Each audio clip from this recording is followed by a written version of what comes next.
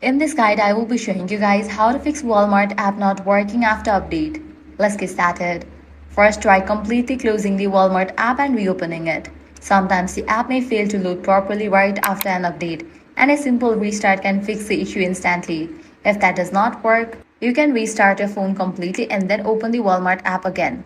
Next, check if your internet connection is working properly.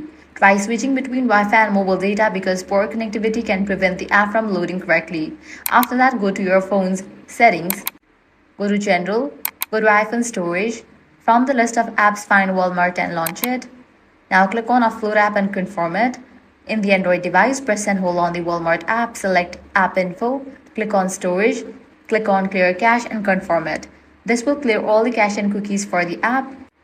Likewise, you can also check for app updates. So, launch App Store or Play Store, search for the app Walmart. Once app appears, if you see the option update, click on it and update the app to its latest version. Also, make sure your phone's operating system is updated because older software version can sometimes cause compatibility problems with newer app updates. So, navigate to software update page. If you found out any updates, just update it. If still app is not working, completely delete that app from your device and reinstall it.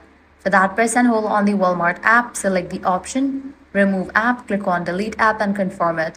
Now navigate to App Store or Play Store, search for the app Walmart and install it. This refreshes all app files and usually fixes login issues, crashes, and loading errors after updates.